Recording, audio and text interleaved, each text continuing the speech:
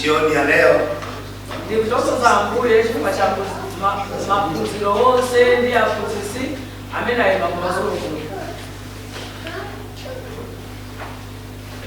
wakati huu napenda tujifunze somo la uwakili, stewardship.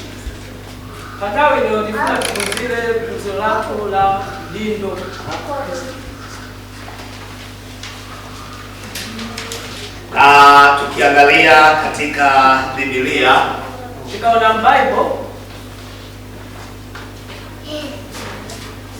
tunapozungumza juu ya uwakili, naomba tusome kitabu cha Wakorintho wa kwanza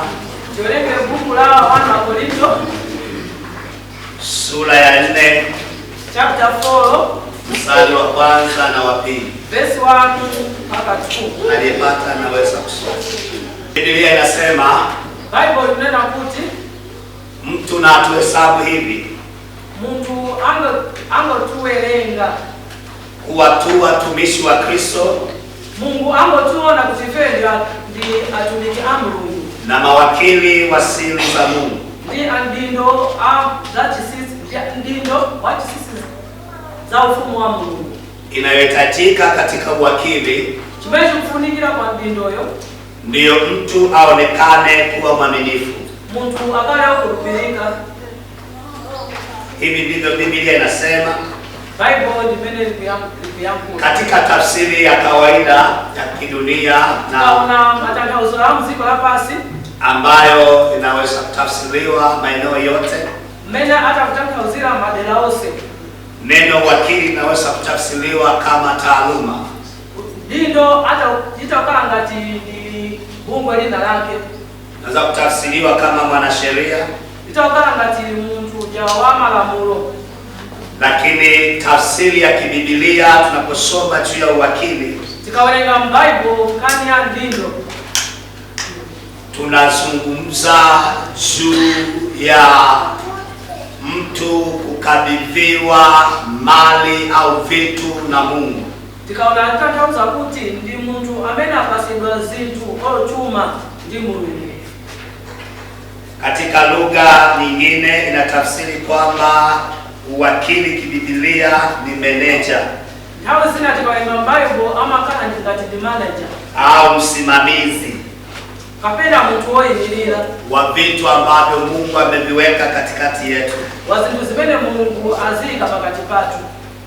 Ni dhana ya kupewa jukumu la kusimamia mali, ndindo opasidwa kuimilira chuma, vipawa, mpaso, muda, tawi, rasilimali, ndizi na ndizi kwa niaba ya wengine. Malo mwa tuenda.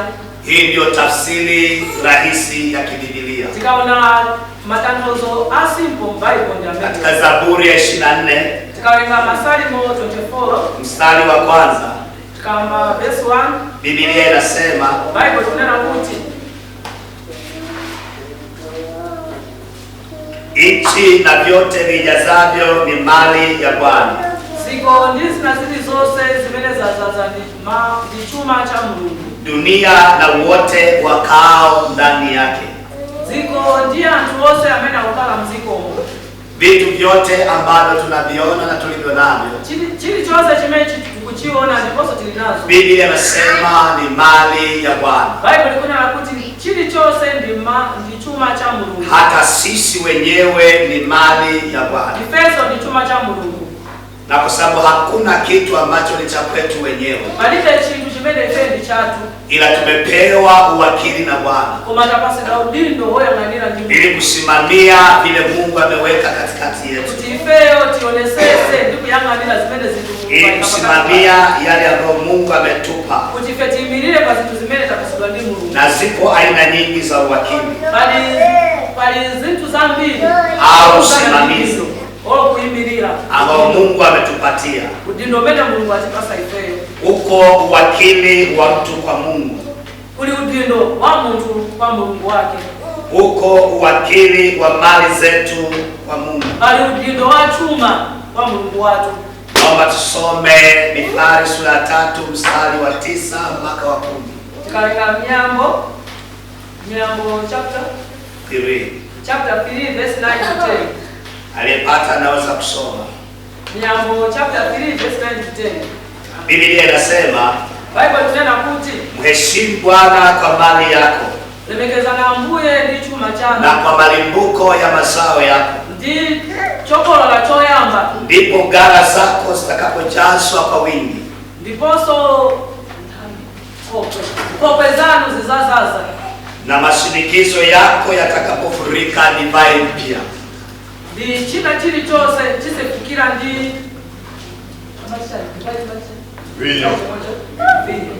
ndi vinyo wanyuwani. Na hivyo Mungu anasema anataka tumheshimu kwa mali zetu. Mungu akunena kuti feti mlemekeze ndi chuma chatu. Huu ni uwakili wa pili. Ndi udindo wa namba 2 umenewo. Lakini kuna uwakili wa muda wetu kwa Mungu. Bali udindo wa nthawi kwa Ambuye. Uwakili wa kwanza nimesema ni uwakili wetu wa mtu kwa Mungu. Udindo yamba ni udindo wa ifeyo kwa Mungu wake. Uwakili wa pili ni uwakili wa mali zetu kwa Mungu. Udindo namba 2 ndi chuma chatu kwa Ambuye watu. Wakili wa tatu ni uwakili wa muda wetu kwa Mungu. Udindo namba 3 ni udindo wa nthawi kwa Mungu watu. Mungu ametupa muda wa kuishi. Mungu atipa nthawi yoka na msiku namba. Maisha ya wanadamu yamewekewa muda au vipindi mbalimbali. Moyo wa mtu waikidwa nthawi au nthawi zosiyana-siyana. Na kwa sababu hiyo Mungu anataka tutumie muda wetu vizuri. Mungu akufuna ifeyo tukuisile ntchito nthawi yatu. Mungu anataka tuwe mawakili wazuri wa muda. Mungu akufuna tikale ndindo abwino ambao Mungu ametupa. udindo wene Mungu atipasa. Kila muda uliopewa una kusudi ndani. Hawi ina ilose metapasidwa ili ndicholinga mkati mwake. Hakuna muda usio na kusudi. Kalibe nthawi wene apasidwa mwasoka. Kwa hiyo mwanadamu hana muda wa kuchezea. Muntu alibe nthawi yosewelesa nthawi. Hana muda wa kuchezea. Alibe nthawi yosewelesa. Kwa sababu kila muda Mungu aliyokupa una kusudi. Nthawi na ilose Mungu wene akupasa ili ndicholinga. Hata leo Mungu ametuacha kwa makusudi. Ndilo lomwe Mungu atise ifeyo ndicholinga. Na kwa sababu hiyo tunahitaji kuwa mawakili wazuri wa muda. Ndiye tufunika tikale adindo abwino pakani ya nthawi. Tusicheze na muda ambao Mungu ametupa. Tisa pange masewera ndi nthawi imene Mungu kwa sababu muda unapita. Nthawi imadusa. Muda hauwezi kumsubiri mwanadamu. Nthawi singaime kudikira muntu. Kwa sababu mwanadamu aliukuta muda tayari. Muntu uyo anapeza ko nthawi imene. Kwa sababu muda haumsubiri mtu. Nthawi simadikira muntu. Ila mtu lazima akae kwenye muda. Muntu uyo akale mu nthawi. Haleluya, haleluya.